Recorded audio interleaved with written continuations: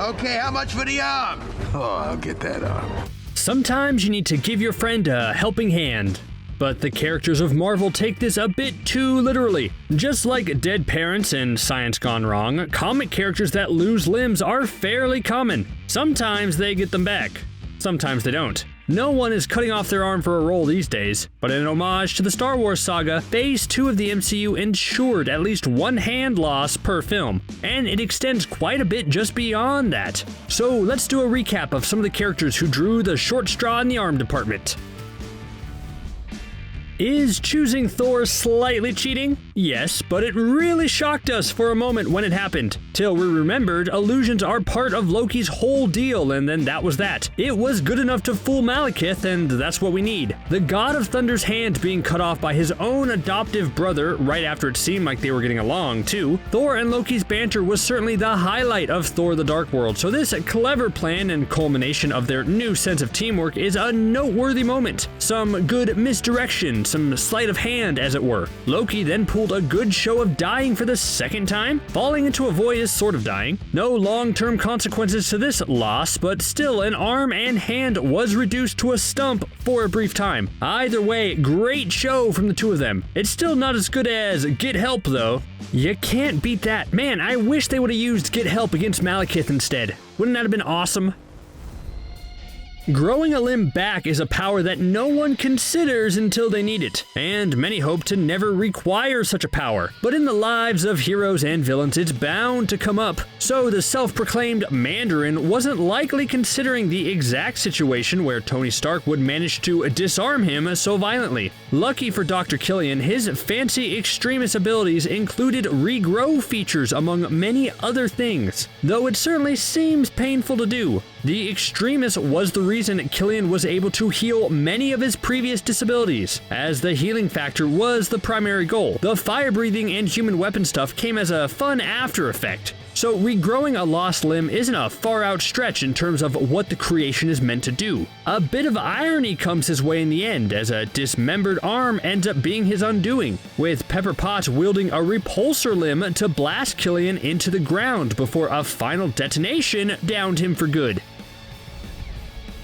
Detective Mercedes Kelly Knight is a fairly regular human among some pretty strange people. Initially having a hard time on her initial promotion to detective, she was lucky to gain a partner that helped show her the ropes and gave her a chance. Though he later turned out to be corrupt, actively working with the criminal, Cottonmouth. She's seen her share of pain and combat, but nothing can really compare to the full loss of a limb. This one wasn't merely a run-of-the-mill flesh wound either, being dealt by the villain Bakudo, a founding member of the organization The Hand. Her loss was taken in her attempts to defend another, but noble actions don't heal wounds, meaning Knight has a bit of relearning to do. Though Rand Enterprises has her covered with a good replacement, a fancy bit of enhanced strength and durability never hurt anyone, even if it is just one arm.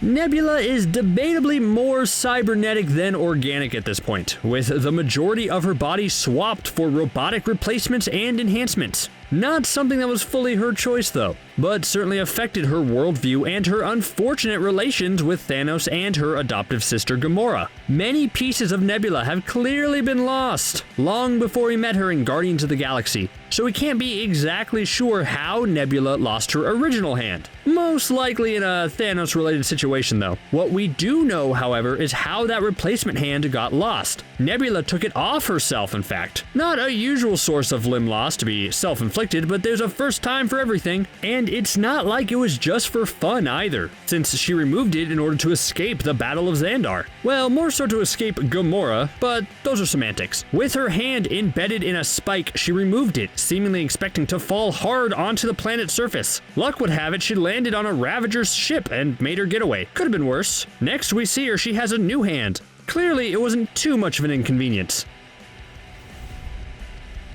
Blink and you'll miss it moment here. Well, not entirely, but it's not the focal point when it comes to Yellow Jacket's defeat. The lengths and danger that Scott Lang has to endure in order to ensure his daughter's safety are intense. Dr. Darren Cross ended up being a huge thorn in the sides of both Ant-Man, with Pym and Lang each finding good reason to hate the immoral scientist. Stealing tech is one thing, stealing tech and then selling it to international terrorist organizations is another. So the fight against Cross begins with the intent to take the yellow jacket suit from him. That doesn't work so well, and Cross manages to get the thing on, meaning the final showdown has to be more hand-to-hand. But Cross ensures it gets even more personal, with the battle taking place right inside his daughter's room. Every action Scott Lang takes has to be done fast and with as little large-scale collateral damage as possible. So an epic battle ensues on a speeding train, but the train is tiny and the combatants practically invisible from a regular perspective. Scott eventually realizes that this isn't a fight he will be able to win directly. He resorts to drastic measures and shrinking small enough to fit inside the inner workings of the Yellow Jacket suit and destroying its inner hardware. With that complete, Scott ends up in the quantum realm for a moment before emerging, fortunately, unharmed. The same cannot be said for Dr. Darren Cross. The suit shrinks and warps as the inner workings are taken offline, mangling his limbs and having one fully disappear before he is origami folded into the quantum realm in the least comfortable way. Groot has an unfair advantage in the limb-losing business. He can grow his back pretty easily. Perks of being part tree, I guess. His advantage as a Flora Colossus was showcased pretty early on. The first fight with Gamora ended with both of his arms being severed in their combat. Though saddened by the loss, he didn't seem to be too inconvenienced, with the arms returning not long after their departure. The second instance of limb loss was pretty impactful. Plus, we still know the location of that detached arm. The handle of Stormbreaker was formed from the alien's own body, an act that was no easy task. The creation of the weapon required Groot to hold together the two burning metal pieces that make up the axe's blade, a task that caused him considerable pain. All the while, he grew his arm to the right length and broke it off with his other hand, completing the weapon. That weapon was a great asset in the fight against Thanos. And going forward, every battle Thor wins with that weapon, Groot has a hand in that victory. Opinions on Malekith are divided at best. I'll give him some credit, he had a cool design and he got a really epic death. His backstory had a good amount of promise. An ancient enemy of the Asgardian royal family brought back from a long hibernation thanks to the cosmic convergence that takes place. Greatest foes rising again for a new generation to take care of. It's all fairly standard fare in the hero fantasy department. He still fulfills his role as the villain though. That can't really be disputed. After really getting under the skin of all of Asgard, killing their beloved queen, and then the whole wanting to submerge everything into darkness, also he kidnapped Jane Foster in order to extract an ancient power and killed Loki. That's pretty bad. But Thor really went to town with this strategy for dealing with the Dark Elf leader. Using portal opening devices created by Erik Selvig, Thor removes Malekith's arms one at a time, sending them into other dimensions. He then is crushed by his own ship. Not sure which of those is the insult and which is the injury, but I'm certain they both hurt a whole lot. This one is a bizarrely comic moment. Limb detachment doesn't get much more comical than this. Aside from the Black Knight, of course. Ultron says something pretentious and fully Tony Stark. Ultron didn't like the comparison or the insinuation that he was affiliated or worked for Stark. To get the point across that he wasn't very pleased, he severed and then cauterized Ulysses Claw's arm. He then immediately apologized for it, but wasn't quite done with his tirade and kicked the smuggler down the stairs. Claw's eventual replacement came from a modified Wakandan mining tech, serving not only as a perfectly functional limb, but also a sonic arm cannon. And from what we saw of it, it always came in handy. Agent Phil Coulson has had an exciting career at S.H.I.E.L.D. He's seen everything, met his hero Steve Rogers, and has been resurrected, with a good reason behind it since he is fairly indispensable. The event that took his arm was an attempt to save many. During a fight against the Inhumans, a Terrigen crystal was dropped. If this item shattered, the resulting mist would petrify all the humans on board. Coulson managed to catch it, his arm beginning to petrify the second it made contact. Coulson had accepted this as his fate, but a quick-thinking ally took off his arm with an axe, saving the agent's life.